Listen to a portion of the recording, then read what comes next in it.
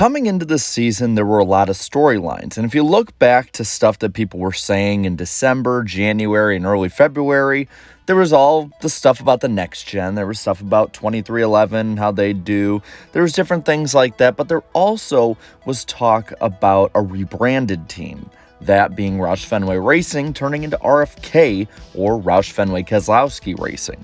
And with this, I don't think anyone expected that Roush was suddenly going to return to the glory days of where it had tons of different competitive drivers every week and was a championship contender week in and week out. But I do think that going into the season, expectations were raised a bit compared to, honestly, the times since Carl Edwards drove there. And to kind of understand where people are coming from with this, you have to look back at how Roush got to this point.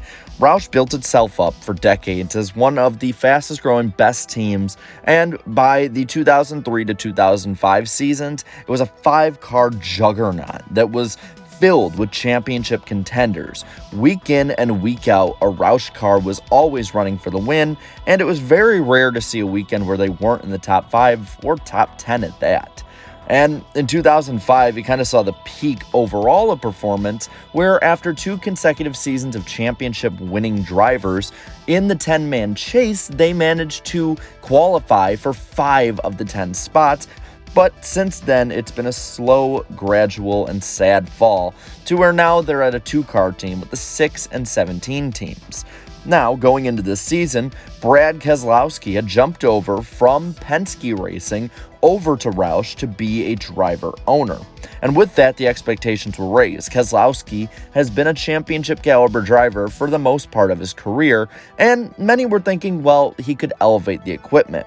Playoffs for Keselowski seemed easily on the table, as Roush in the previous year had had a driver in Chris Buescher who had ran debatably playoff level. Overall, the excitement for Roush fans was high, and it was probably the highest they'd had since around 2014 or 15. But then the season started. Let's look at this from where both teams are at, starting with Brad Keselowski in the 6-car.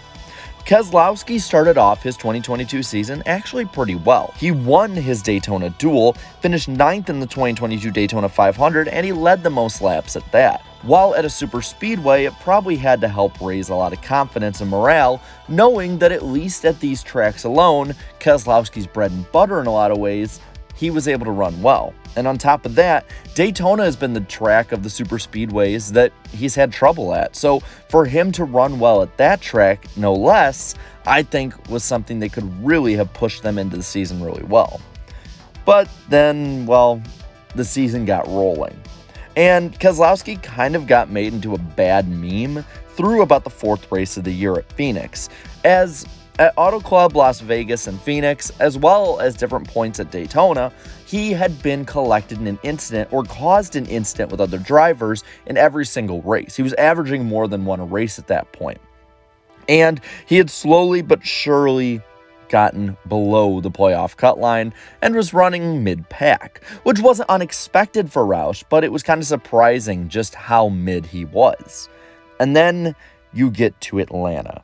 Atlanta should have been a track and a race overall that Keselowski could leave feeling confident about both his team and season, seeing how it was the newest super speedway race on the NASCAR schedule. And while he didn't run all that bad, the news for him all came after the checkered flag had fallen, when it came to the penalty he would get for his team illegally modifying a next-gen car part. His team and him as a driver were penalized 100 points for this and made an example of by NASCAR. This immediately put him into a must-win scenario for the final 21 races of the season, and it's a scenario that he currently is still in, as he has not gotten, well, a win, a top 5, or a top 10 since that first race of the season at Daytona. Since the Atlanta penalty, he's had 6 top 20s in 10 races, and he currently sits 30th in points. So if he were to get a win, he could still qualify for the 2022 playoffs.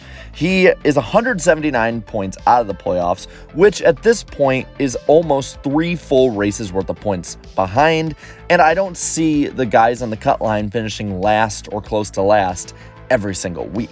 And I don't see him winning every single week either. Now, had he been given these 100 points back, he'd be 21st in points without this penalty.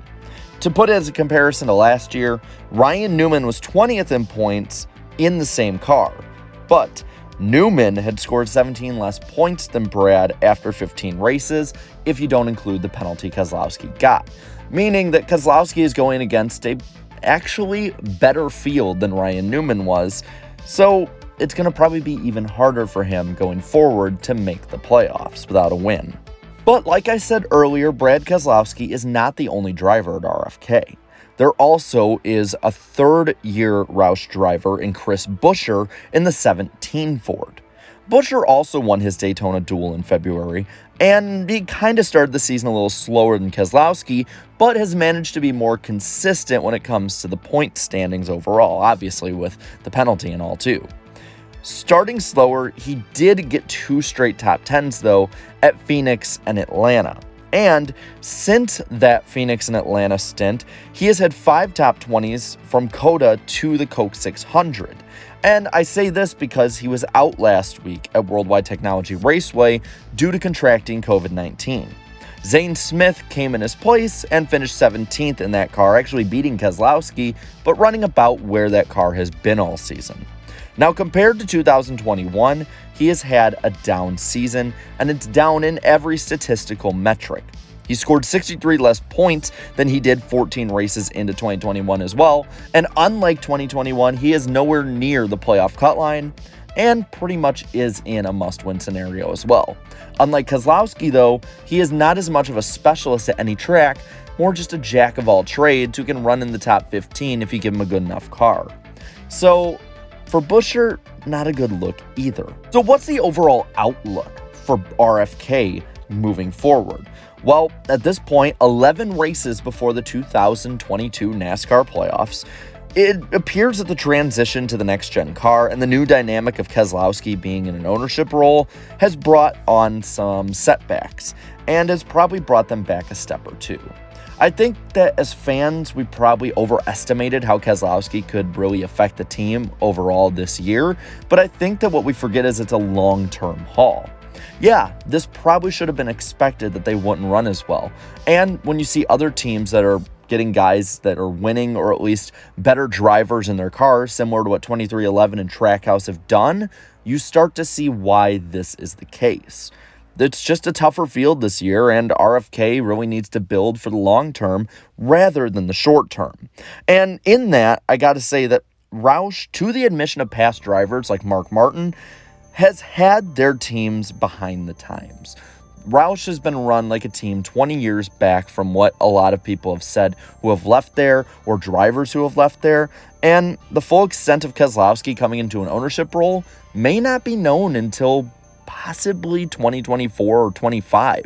It's going to be a long-term deal there.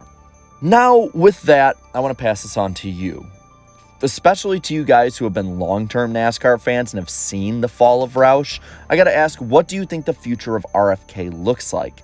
Is it something positive? Is it more of the same? Or is Roush just going to keep moving downwards? Let me know down in the comments below. While you're at it, leave a like on this video.